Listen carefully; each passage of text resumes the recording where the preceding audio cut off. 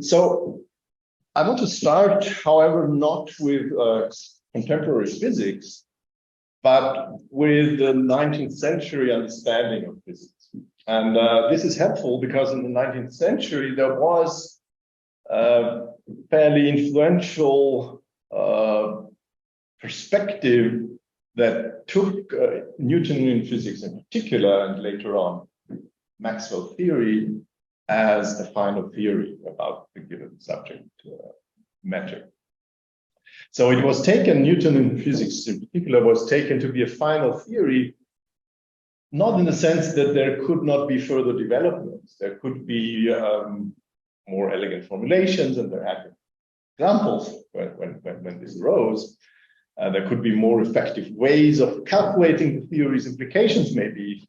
But the understanding was that there were not genuinely new posits to be expected that would improve the theory's predictive power or accuracy in the given intended domain, meaning in this case, let's say, with respect to understanding gravity.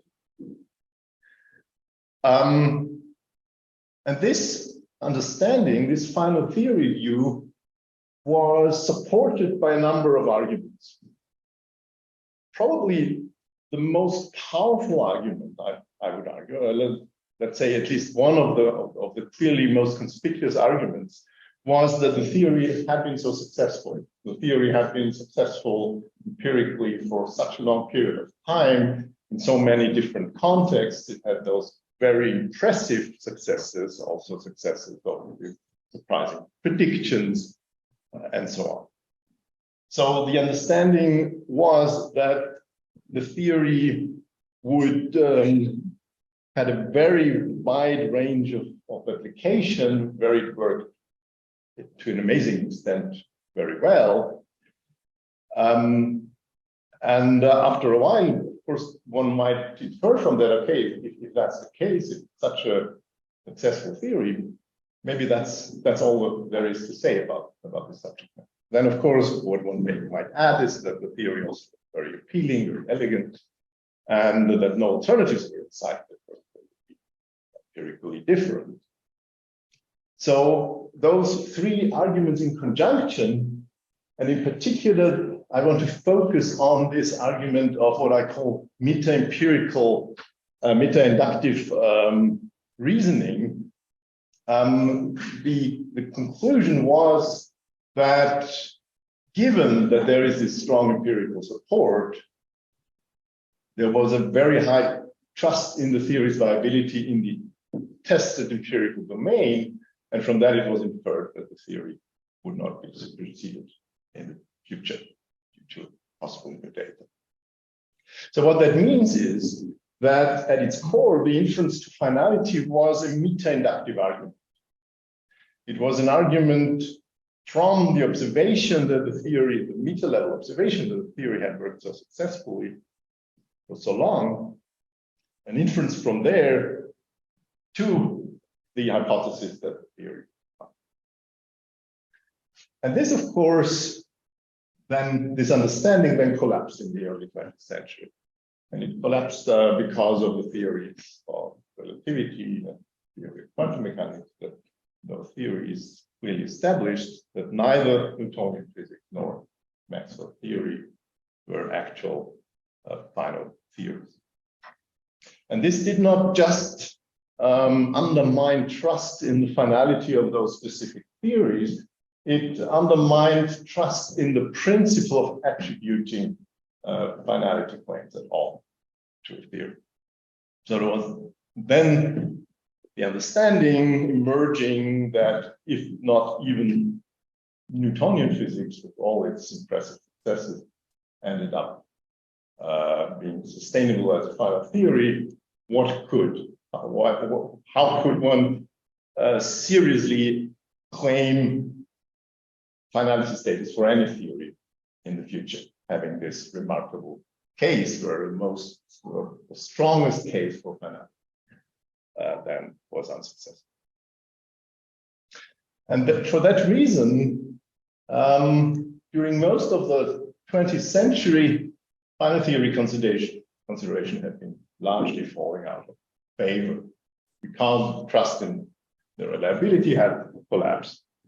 Also, one might notice that during that period, no final theory candidates, plausible final theory candidates were in sight.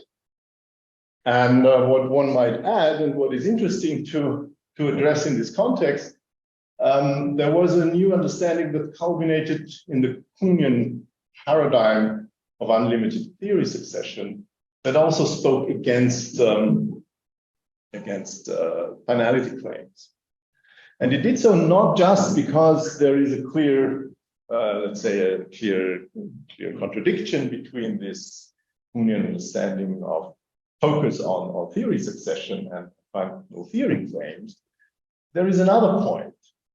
The other point is that Kuhn, in his scheme, in his distinction between normal science and revolution, kind of uses what one might think one needs about finality claims without actually needing one, right? Kuhn says as long as a paradigm works, as long as the paradigm is progressive, one might say,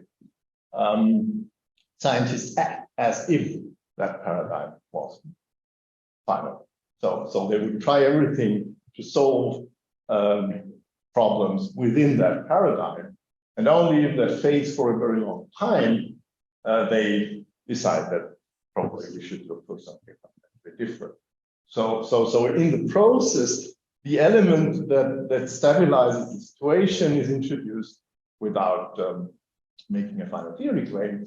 And the inference from that is that probably it's unhelpful for the scientific process actually to make final theory claims because they don't help you. You can act as if, so to say, to the extent you need it. But if you take them seriously, they might actually impede scientific progress. So that would be dominant understanding throughout most of the 20th century.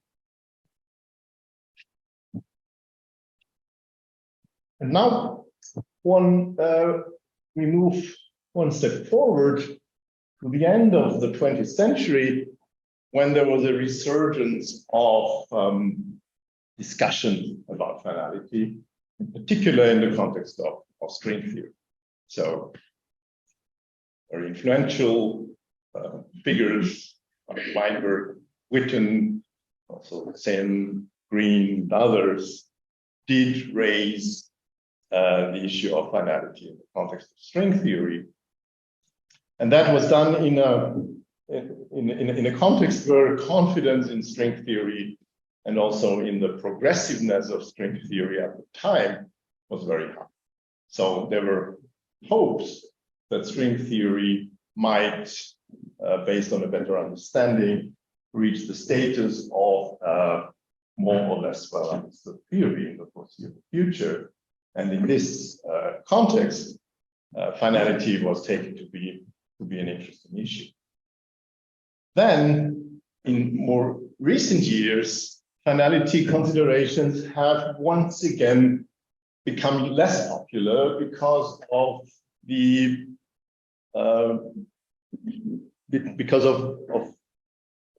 developments that diminished optimism with respect to the prospects of immediate completion, let's say, or completion in the foreseeable future of any of the quantum gravity theory, in particular also string theory.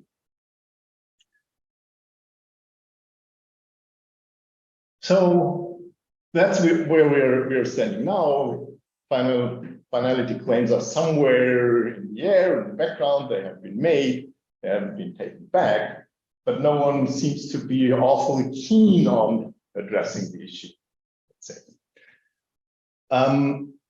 One might add one consideration here before I move on to what I want to claim in this talk.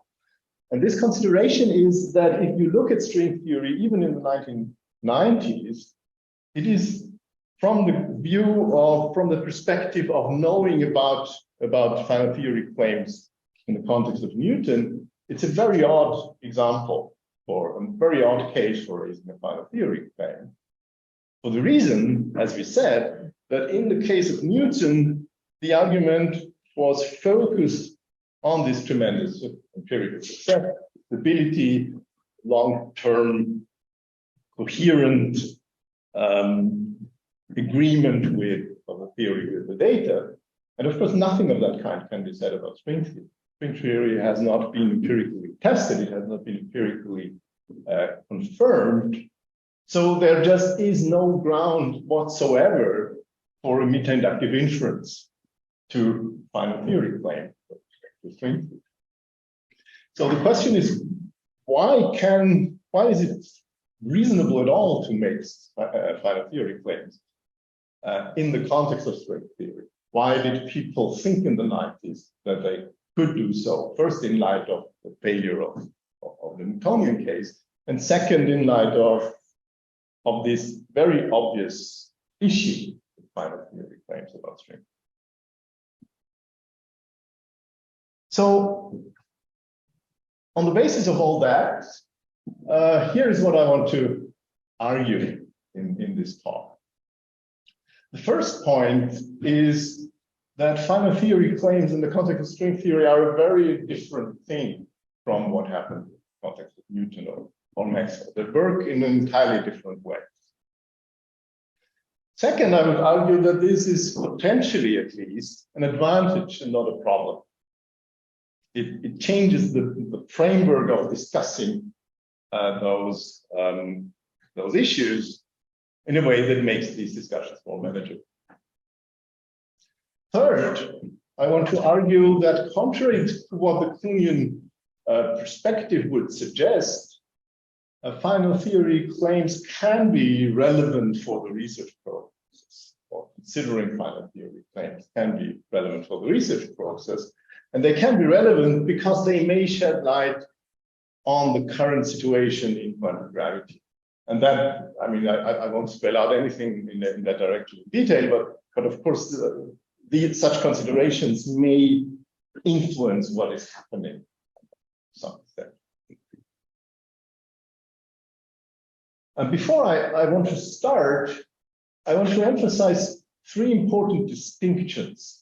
And I want to emphasize them because those issues are sometimes conflated, and it is not, there is maybe not sufficient awareness that one needs to keep them separate in order to have a full perspective on what's happening.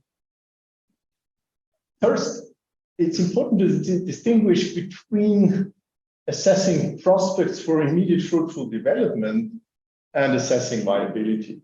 And that's a statement not about final theory claims, that is a statement about theory assessment in general. Lowered expectations regarding prospects for immediate fruitful development do not necessarily imply lower credence in the theory's viability.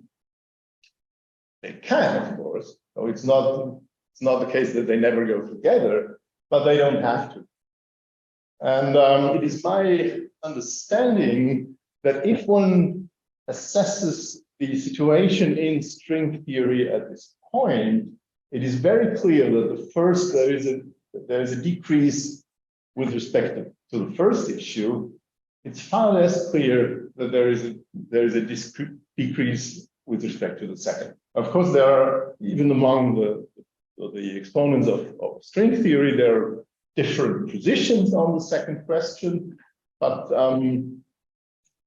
there are even some string theorists who say that they have a higher trust in the viability of the theory or the paradigm now than they did 50 years ago. There are other positions as well, but it's clear that the second issue is far more complicated to pin down than the first one.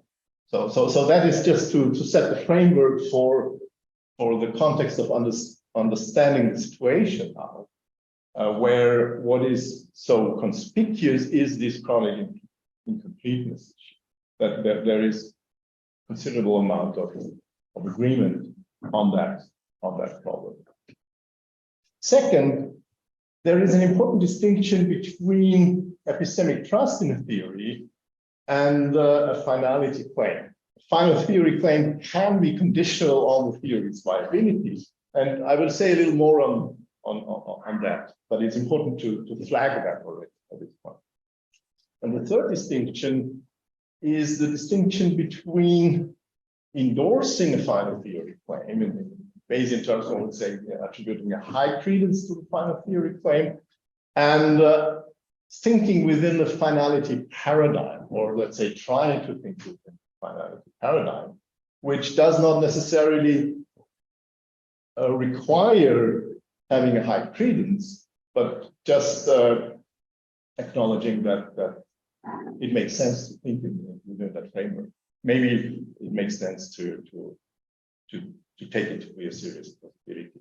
So that, I would say, is also an important distinction, because what it means is that this is not necessarily about whether one wants to settle at this point on the final theory claim. It's just a question of whether it's helpful to think about final theory claims. Now, coming back to the problem we have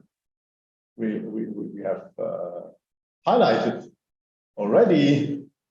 The core challenge for fundamental physics today, or maybe one very conspicuous core challenge, is how to reconcile quantum field theory with general relativity.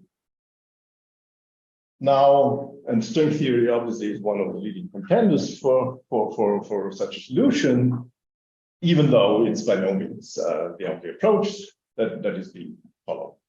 So what I will focus on in this talk is string theory, but I would argue that several aspects may and probably do have a wider relevance that goes beyond that specific content. Now, if we look at string theory and look at the final theory claims that have been presented in that context, since it is clear that there are no very good arguments, or no good arguments at all along the lines of traditional final theory claims, the question is, what are they? So what are the arguments that suggest that string theory is final theory? And I want to highlight three of those arguments. The first argument is that string theory is, as it stands, a universal, or aims to be a universal unified theory. The theory describes all known interactions of particles, and it aims at giving a unified account of all those interactions. And in both cases, there is a tradition of taking first unification and then also universality to be one of the guidelines of theory development, one of the aims one follows when developing theories. And if one does so, if one takes theory dynamics to aim at increased universality, for example, then obviously full universality would be a natural endpoint. And equally, if unification is viewed as an aim of physics, then full unification of all fundamental physical phenomena is a natural endpoint. I don't want to spend too much time on specifying what unification would be here, but we can discuss that. Now, that already would suggest that maybe that's a context where one might raise the issue of finality. In the context of string theory, what generates an even more, say, more interesting argument is that string theory only works as a universal theory. It offers no options to be embedded in another theory as it stands, if one does not, so to say, use a more fundamental framework to treat string theory just as an effective theory. So you cannot add something. Of course, you can say that it works approximately, and then there is a fundamental theory that explains why it works approximately. That would still be possible. That's always possible with any type of theory. But you cannot just add something and say, okay, now I have the problem here. So therefore, from the inside, string theory does suggest that there cannot be more in this world than what string theory implies, which is an interesting characteristic of theory. It is a characteristic that distinguishes theory from many others, most of it. The second argument is the minimum length scale that is suggested by string theory. So one needs to say that there are indications of something like minimal length scales in other approaches to quantum gravity as well. String theory case, one way of arguing it is based on the concept of T-duality. T-duality claims that a theory that one formulation of string theory with a specific length scale can be linked to another formulation with an inverted length scale, so that those two formulations are empirically fully equivalent. And this can be understood in terms of the translation manual that, for example, translates those strings that move around a closed dimension into strings wrapped around that dimension and having this inverted radius. So on that basis, string theory introduces a minimal length scale in the sense that all distances d that are smaller than the characteristic length, the string length, can be expressed in a dual theory where the inverted length arises, which means that information on smaller distances is fully redundant and can always be interpreted as information about the higher length scale.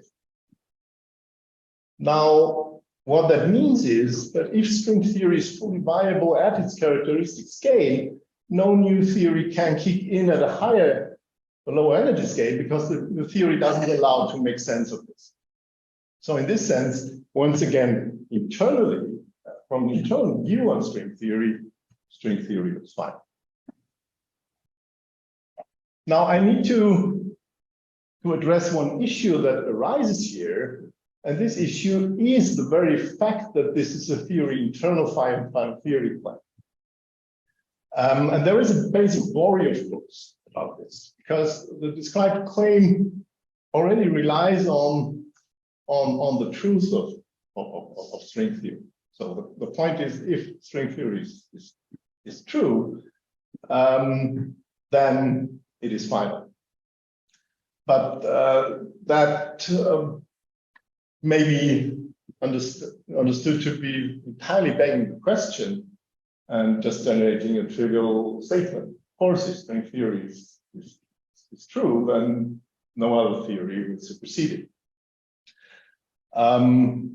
If I move beyond that theory internal perspective, however, I can imagine a situation where there is a more fundamental theory that may not contain T-duality or may not have all those other features that indicate minimal length scale, and string theory, for some reason that can only be understood in the framework of that fundamental theory, is a reasonable approximation, let's say, close to its own characteristic scale, but that approximation breaks down when that more fundamental theory takes over. So there is nothing in the theory, obviously, that can even in principle rule out such a scenario. So the question is our internal final theory claims meaningless at all? And I would argue that they are not, and that it is a fairly, let's say, the argument why it is not would require going much deeper into meta-empirical theory assessment. So I don't have the time in this talk to actually provide a convincing reason why it is not. But what I just want to say is that in the context of meta-empirical theory assessment, one can, what one does in the context of meta-empirical theory assessment is one develops methods to assess the spectrum of possible alternatives, but one does so only locally. So normally one would say that it's really not, final theory claims that really not a good framework or a good topic for applying empirical assessment. In those cases, however, one can construct a kind of reasoning that understands the final theory claims as identifying a local question with a global question in this context. And then the local question so once the global question is turned into a local one, the empirical assessment can take over and can attribute significance to such an argument. I mean, it's just, I cannot really develop the argument here. I just claim that there is an argument that explains why it's not entirely meaningless. It's not conclusive, of course, but it can have significance, I would say. And it is relevant that a connection between meta-empirical assessment and those kinds of final theory claims can be made in such a context, because that means that such final theory claims can be linked to issues of theory assessment. You can ask the question. Yes. Maybe it's kind of your bullet point that you're not explaining very well. I'm sorry for being very critical, but I find that it's very weak to just comment that the final theory requires a minimum length scale and nothing else. Like that's the final theory definitely, requires a lot more than just a minimum length scale. Sure, of course. Yeah. So No. there's a lot more things you have to do. Yeah, of course. No. It's not. The point of listing those arguments is that those arguments in conjunction make it plausible that this is a final theory. So these are plausibility arguments, or maybe one might say arguments that are capable of increasing credence in a final theory claim. Of course, one needs to understand the context within which this final minimal length scale arises. Having said that, however, one must say that if you have a minimal length scale, this is and you take it seriously, this is a striking feature, right? Of course, it does not rule out that you may have other parameters that arise that then might overcome the finality issues and so on. So it's not at all conclusive, obviously, but it changes the assessment of how plausible it is to have a finality effect. In addition to that's a kind of necessary. Yes, a necessary condition, but more than that, I would say. I mean, necessary conditions not necessarily have any epistemic implications. What I would want to aim at is finding a mode of assessing these issues that make it plausible that that's a way of addressing the credence issue, not just stating a necessary. Yes.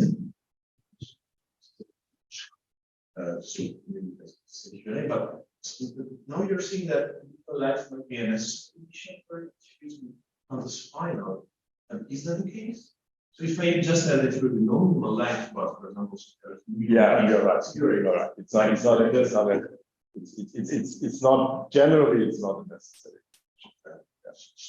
So it's never sufficient or necessary. So it is. It has to be about credence. Right? It has to be about credence. In the context of string theory, you do have the minimal length scale. If the minimal length scale fails, then something is wrong about it. So that it doesn't work. So it is in a sense a necessary condition internal to strength. Yes, sure.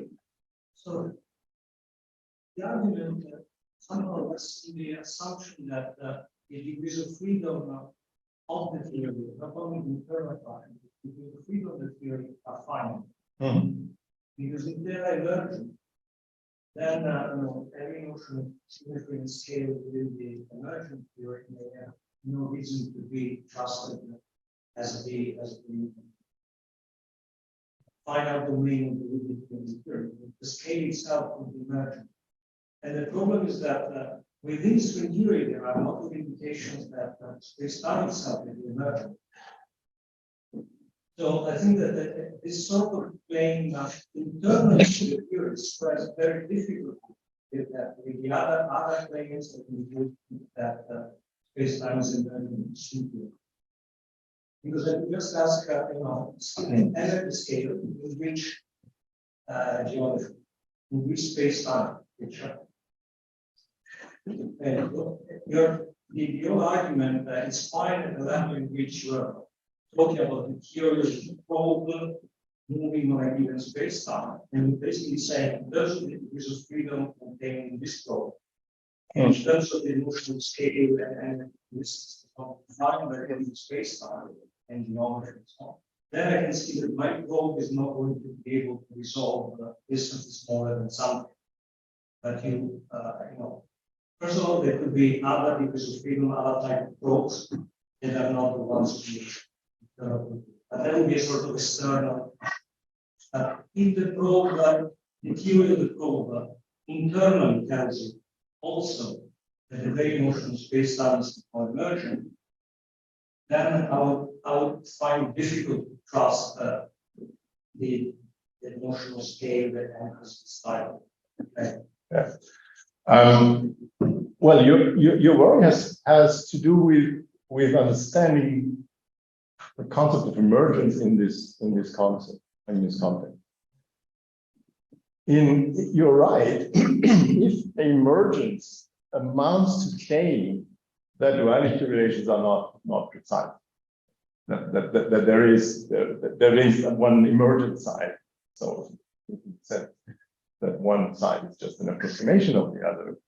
But there is something like a duality relation at the first that looks like a duality relation on the surface, but it's not. There is no precise duality. If that's the case, then the final theory claim that can be derived from minimal length scale goes down the drain, right? But that is the theory in which the duality scale is precisely an approximation of something else. Right. But that is not the way. I mean, there is a debate on this, to be sure, but it's not the way the concept of emergence in this context is most often used. The understanding is that strictly speaking, there is no more fundamental side to this. There may be a more adequate representation of the fundamental dynamics, and therefore everyone should be interested in trying to find it, because based on the perspective one has right now, the dynamics seems to be elusive, seems to be not clear how it works. And there may be other degrees of freedom that are more better capable or more useful for developing such a fuller understanding. And there is a duality relation between those. And if you address the situation from that perspective, actually you don't find space-time as fundamental characteristics in this understanding. You might also say that even if you have a theory that from a perturbative perspective looks as the fundamental space-time as a fundamental concept, if you try to fully understand what this perspective actually tells you, you won't have fundamental space-time in this understanding. But that would not mean if there is an exact duality that can already be grasped at that level, that that the counting of information, so to say, can be different. So these kinds of issues would also play out in that in that different understanding that is not based on the concept of fundamental space-time. So that would be the context within which this makes sense. If that's not the context that applies, then it doesn't.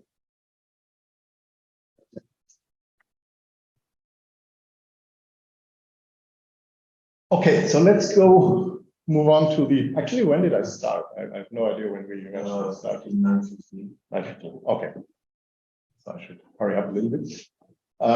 So the third point that will be important for what I will try to argue later on is the point that string theory at the fundamental level doesn't have any fundamental I mentioned the three parameters. Fundamental level doesn't have dimensional space. At the fundamental level, that means you cannot introduce any quantities, any choices of quantities, specific quantities into the theory. Now there are many ground states of the theory, of course, and then they select different parameter values at an effective level, but there are no fundamental parameters. And this provides another piece of support for finality. The argument is that it is first, I mean, once again, there are two arguments. The first argument is that there is a way of thinking about physics where three parameters are somehow unsatisfactory, which means that if one has a theory that doesn't have them, that looks like a plausible endpoint. The second point is that the prospects for finding further, more fundamental theories look more difficult in the context of a theory that doesn't have three parameters. And the reason is that one may argue that if I have a theory without three parameters and I develop that based on a more fundamental theory, I take that to be an effective theory, a more fundamental theory that does have three parameters. It is, the question is, where do they go, so to say? Why is it that it explains a very peculiar, tries to explain a very peculiar feature of an effective theory by a fundamental theory that lacks that feature and doesn't seem to have the power to deduce this characteristic for the effective theory. So that, therefore, it may seem not awfully satisfactory to move back to a more fundamental theory with three parameters.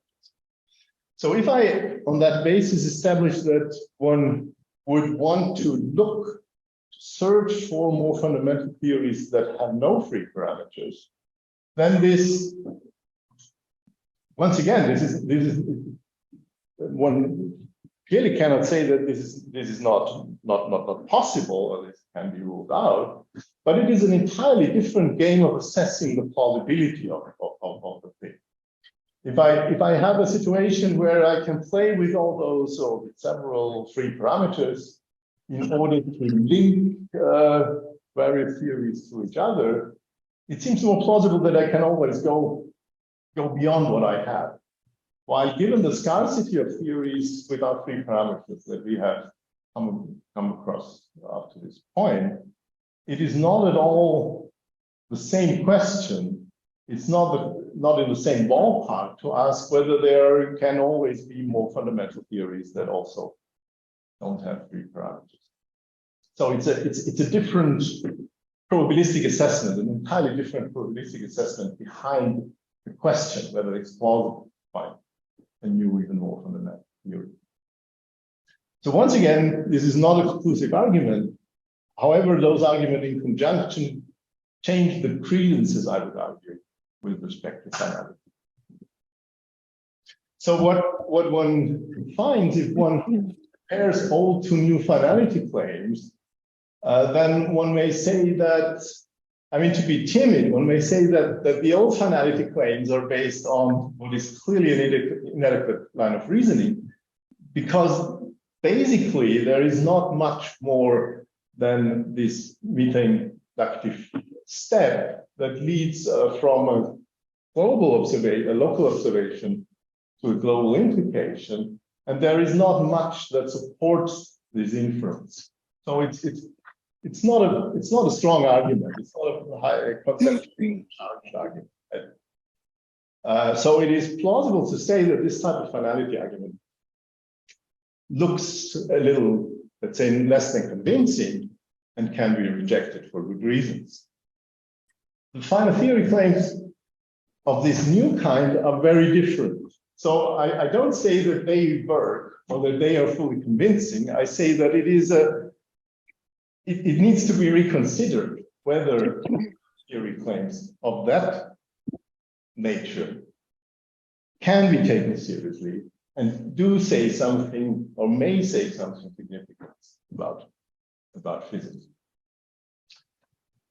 So they are, if we once again highlight what has been said before, they are either contextual, such as that string theory covers all fundamental theory that is known today, or let's say aims at covering, is of a kind that would, if it works, cover all fundamental theory that is known, and or they are conceptual in theory in terms such as the minimal length scale, no lack of free parameters not being extended. That means, to start with, that the traditional implications of finality don't apply. Finality claims of this kind do not depend on conclusive or strong epistemic commitment, because they don't depend on this meta-level inference of this straightforward meta-induction. It can be of the type, if viable, then maybe final. Second, there may very well be fundamental shifts in understanding and perspective in store, and those may even be necessary to achieve predictive power. And that would directly link to Daniel's question. If these shifts are understood along those lines, that this specific duality picture would apply. Well, let's start from the other way. One needs a specific understanding of duality relations in order to make that plausible in the context of string theory. But may not be confined to string theory, right? There may be other contexts where these kinds of issues may also be considered. What is essential, however, in order to fill a final theory claim with any meaning, is that one thinks that there is a certain cogency in the theory, the way the theory is spelled out at this point. So there needs to be an understanding that the posits that define the theory in its current state, in its current representation, uniquely determine the full theory. If that doesn't work, then of course one doesn't even know what one says based on if one would make a final theory claim in that respect. So that is needed. Those two are not.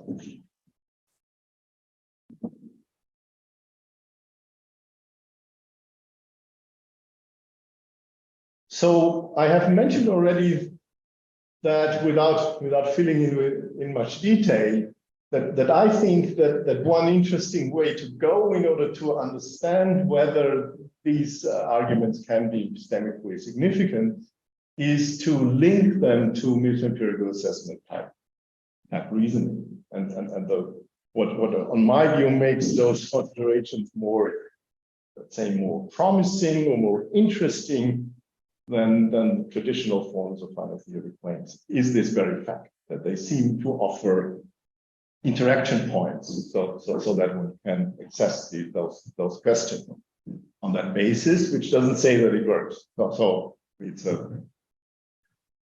something to be discussed or analyzed.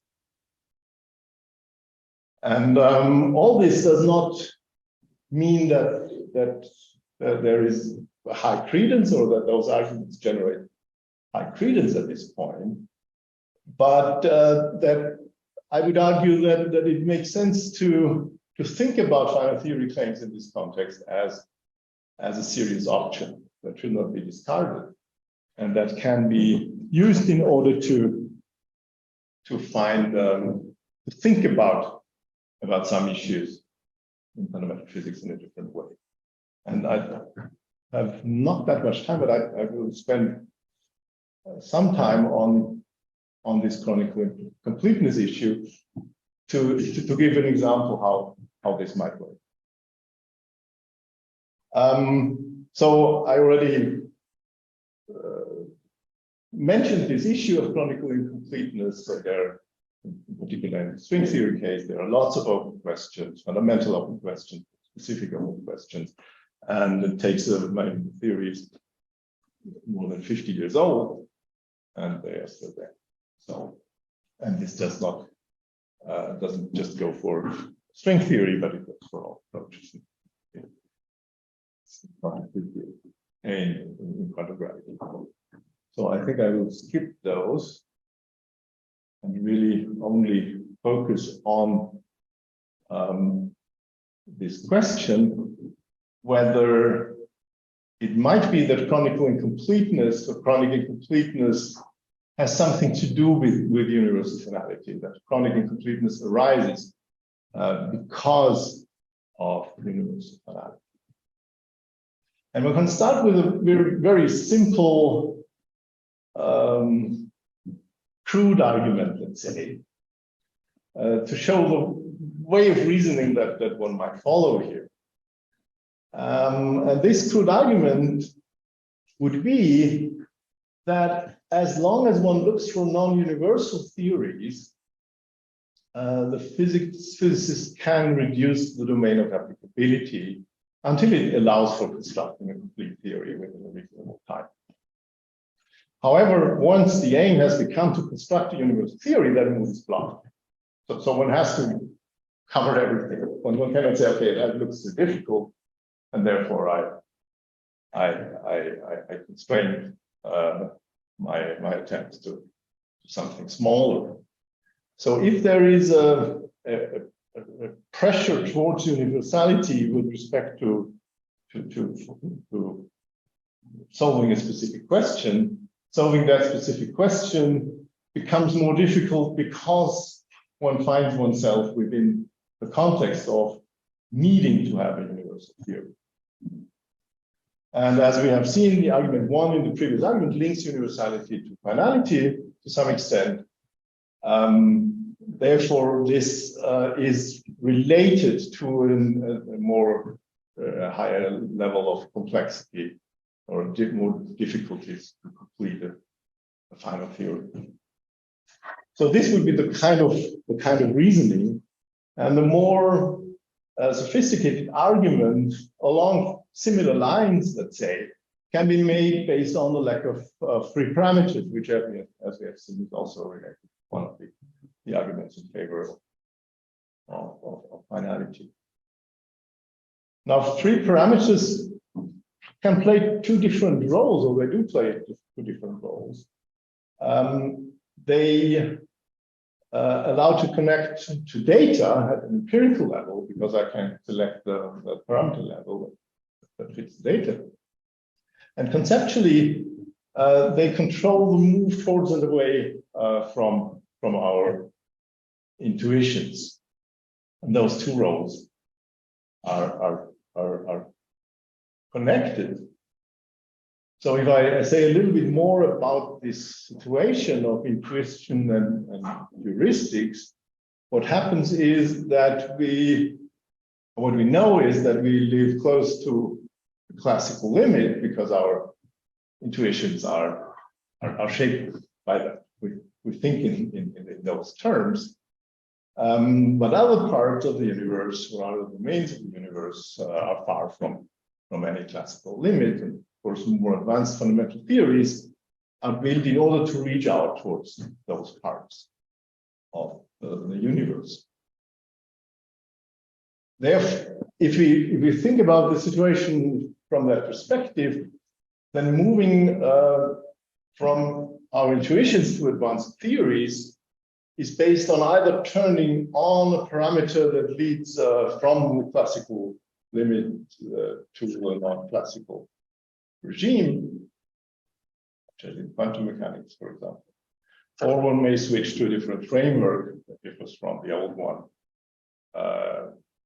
away from its intuitive limit, and the distinction may not always be clear, but those are roughly the things that may happen. So in both cases, what happens is that these three parameters are playing with the values of those three parameters, play a crucial role in linking the fundamental characteristics of the theory to our intuitions that are rooted in a situation that is close to what fits our intuitive thinking. Yeah. Parameters, couplings, or constant, fundamental constant, because H bar is not a parameter in physical theory. It's not like a coupling. Yes, that's right. Yeah. It can be both ways. So I mean, you can do this within your theories, let's say. So, or you can do it kind of in a thought experiment. So what you say is you can move the theory or you can move yourself. So of course what you can say is, let's say in high energy physics, the H bar and the coupling are directly related. So you go to the classical limit by reducing the coupling. And what it means, however, is that the coupling is paired with the H bar. So it is. So the two things are not as different than anymore as they might seem. So in a quantum field context, what you effectively do is you move the coupling towards very small, small coupling. Yeah.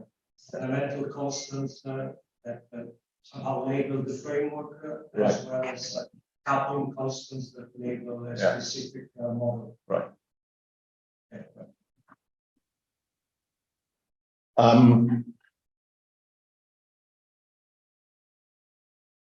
Yes. So the idea is that the theory's empirical implications can be grasped close to this classical limit, and that's the way one finds theories. And then one can move away from, so to say, one can check one's intuitions about this more advanced theory by moving there, or one can start thinking about the theory from that starting point and then move away from this.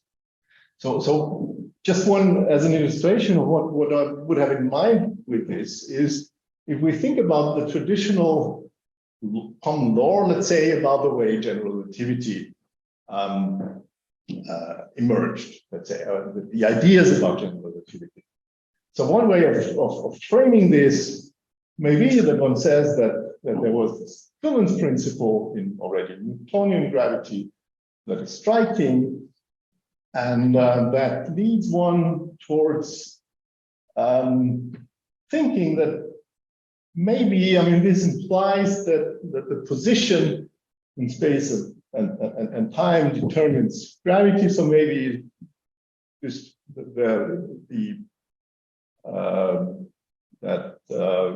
maybe gravitation is a property of space-time. So if that weren't the case, if I hadn't been present empirical principle, that step wouldn't work, but this way it does. So then one searches for space-time.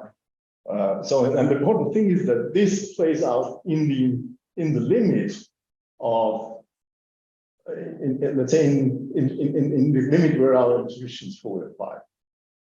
And then one searches for space-time degree of freedom that can control gravity.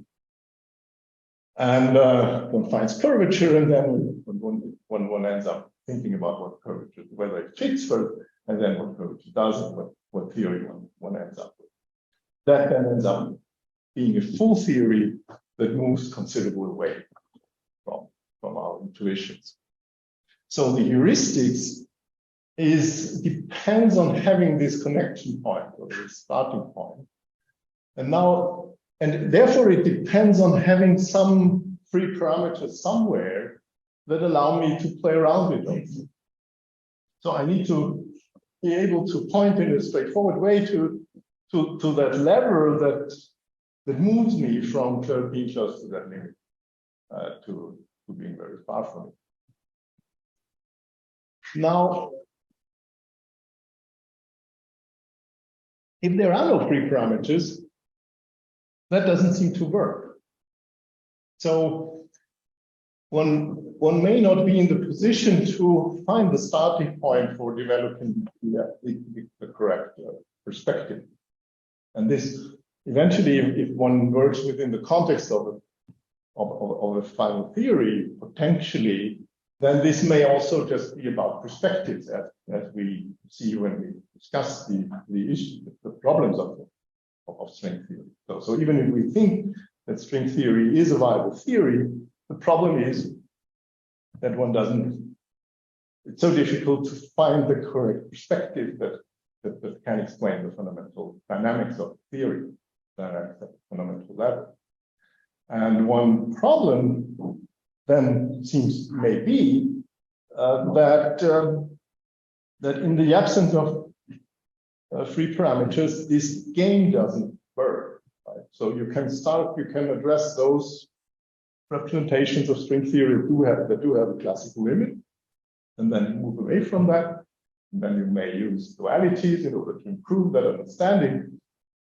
But if the more adequate representation is a representation where the fact that there are no free parameters in the fundamental theory is a relevant feature of that representation, then the traditional heuristics for getting there doesn't seem to work.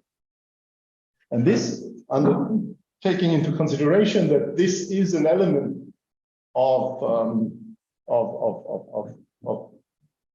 finality, and it is one argument in favor of finality that lack of free parameters arises, there is a connection between finality and this chronic incompleteness. So it may then be productive to consider that link, so to think about whether these problems look differently, thinking about in terms of finality, thinking about it in terms of the question what a final theory would look like, how one could be in the final theory that let's say has all of those properties. So if we now remember the argument 3 for finality, the argument 3 was that this rigidity, lack of free parameters, makes it seem difficult to think about a more fundamental theory in a meaningful way. Then now we have the situation that lack of free parameters may make it difficult to think about an adequate perspective on the theory, or even in other cases, if we move away from specific case of string theory, it may be difficult to think about the character of fundamental theory at all. So the rigidity of a theory without free parameters, therefore, may work both ways, and those two issues may be narrowed together. So to conclude, I try to argue that unlike the old finality claims, new finality claims provide a plausible epistemic basis for asserting finality. And it allows for conditional finality claims, which is also an important feature. Therefore, it seems that lack of fully developed theory is no reason per se not to take finality theory claims seriously. And even more so because character of the final theory claims may provide a basis for linking finality equations such as chronic incompleteness. And so on that basis, I would say that it may be of particular interest at this very point to think carefully in an open-ended context, let's say, about finality in this context. Thank you.